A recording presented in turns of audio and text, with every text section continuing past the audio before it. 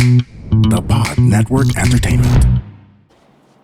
Have you ever asked the question, is the person that I'm with the one? Or if you're single, have you ever asked the question, how can I find the one? Well, in this video, I will be sharing with you how to know if you found the one. And I'll be speaking from my own experience, but I'll be speaking in two different ways. I'll be answering this in two ways. Number one is more of the philosophical side, spiritual sense, and second is more of the technical side. So let's start off with how do you find the one? Philosophically, you can, and I believe that you cannot control who comes into your life and who you fall into. You cannot control if this person becomes the one. And if you're going to ask me if I do believe in destiny, somehow I do believe in that. Somehow I do know that there's a bigger play that's happening. Somehow I know that there, the people that come into our lives are people that come for a reason, come for a season, or maybe come and stay for a lifetime. And as cliche as it may sound, and you probably heard it before, when you know that this person is the one, you'll know.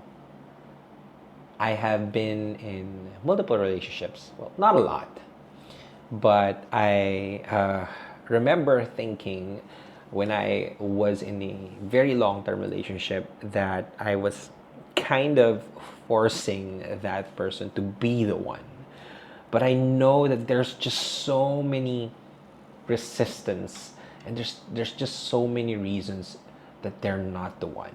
And I keep on seeing that. I keep seeing the red flags. I keep seeing the reasons why, and I keep on doubting myself. I just know because I know that I'm not the best version of myself when I'm with that person. And so when that happened, when an opportunity came that we must go on our separate ways, we did that. And so it was basically allowing our intuition to also guide us into going to the path where we feel like it's the least resistance. I think the biggest sign that you are with the one is you are in a state of flow, meaning nothing is forced, nothing is pushed, and nothing feels like work. It just flows naturally. And if you are with the flow when you are aligned with the flow of life, you also allow people that are meant to stay in your life. And the people who are not meant to stay, life will do everything in its power to separate them from you. And so if there's too much resistance, it's probably the biggest sign that they're not the one. But if it's just ease and flow, then that's the greatest sign that you are with the one. And again, I'm going to go back to when people say that you just know, you just really know. And the relationship that I have right now, I can say that she's the one, right? She's the one because I know that we are both looking at the future together, and it's so easy. We don't need to work on anything, and it just feels like it's a match. It's a match made in heaven. And I don't want to carry on, or carry my own seed, but it's been almost over a year, and I still feel so much in love. And I remember my girlfriend, my partner right now, asking me if would I still feel the same 20 years from now? And I can definitely say that yes, yes, I will be. Because maybe, no, I do believe that it's not about, the stages or anything like that. It's just more of, I do believe that the biggest reason that God and the universe allowed us to be together is that we are destined to kind of support each other all throughout. So I just know.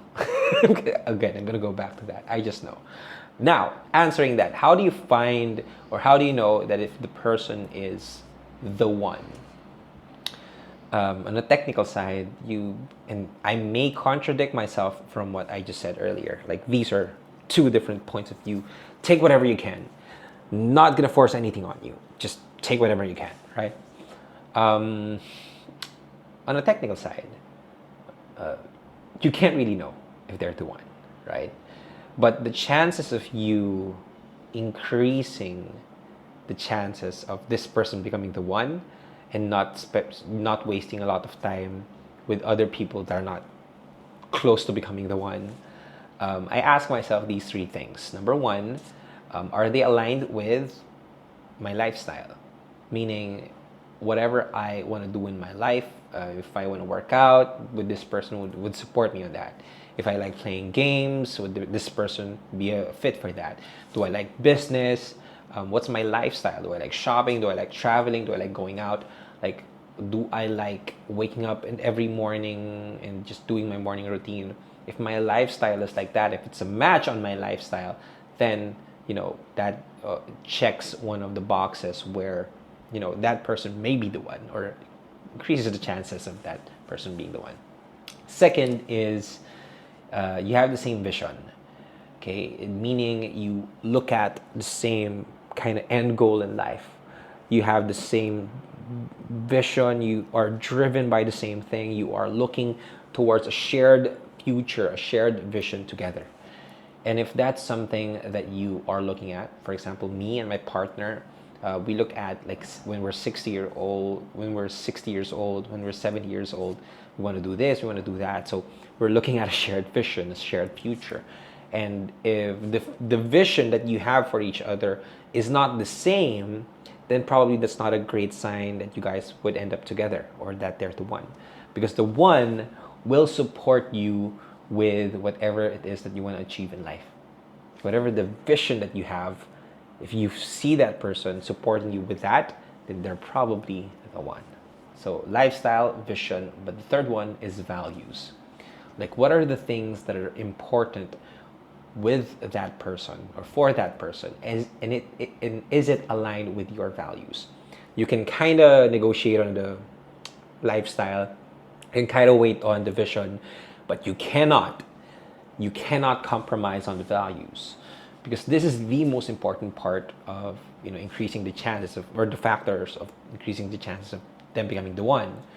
If you guys have the same values, if you value growth and they value stability, maybe it's not going to be a match, because you're always going to be out there and doing a lot of adventurous stuff, and they're going to be just sitting in a room, not taking risk. So it's a match. If you value family and they don't value family, so there's going to be a match. If you value your religion and they don't value your religion, it's going to be a mismatch. You got to look at, and you got to be clearly defining what is important to you. What are the values that you have? And if you don't have a boyfriend yet and a girlfriend yet, this is actually the best exercise that you can do if you want to find the one, right? Because if you truly want to find the one, you gotta be the one first, because you attract who you are. And if you attract who you are, then you can attract the one, if you are clear on becoming the one. So here's a great exercise to help you out. You go out and you try these things, and you ask yourself, like, what, or maybe try a lot of things, okay? And then after that, take the time to reflect and ask yourself, like, what are the things that are important to you? And list them down. They can be your values. Do you want committed? Do you want a person who's committed? Do you want a person who's honest and loyal? You got to be clear with your values as well. And you can't just wish or want it from another person. You got to be able to give it yourself. Because if you can give it to yourself, then that's when you can only ask it from another person. You cannot ask what you cannot give. You cannot receive what you cannot give. So you got to be giving the things that you're looking for. Because if you are giving that, you exactly know what it is that you want to have, what you want to receive, and it's going to be a great filter for the people that are not really fit for you, for them to become the one. So again, yeah, asking those three things. Is it a match on the lifestyle, on the vision, and the values? And more importantly, are you becoming the one for them? Because at the end of the day, you cannot control destiny. And you cannot control other people to become the one. But you can control on becoming the one for the right person. Because after all, isn't that what a partnership is about? It's not what you can get, it's about what you can give. And if you can focus on what you can give, which is within your control, and you become the one for your partner in the future, then you can also trust that they're also doing the same thing, and you're just in a relationship of giving and giving and giving, and both receiving the things that you want to receive. So yeah, hopefully that this gives you kind of clarity on that. I would want to create more videos on this. Let me know if you want to watch more videos like this. I would love to talk more about this as well. But yeah, thank you so much. I am kind of over here's my Muji notebook with all of my topic ideas. If you guys have any questions, write them down on the comment section. Give this a thumbs up or a subscribe if you want me to create more videos like this, because that's the greatest feedback that I can get. And yeah, thank you so much for watching. I'll see you guys next video. The opinions of podcast creators, hosts, and guests are not necessarily reflective of the official stance of the Pod Network Entertainment, its hosts, or other network programs. The content created by the people behind the podcast is personal and not meant to harm any religion, ethnicity, group, organization, company, or individual.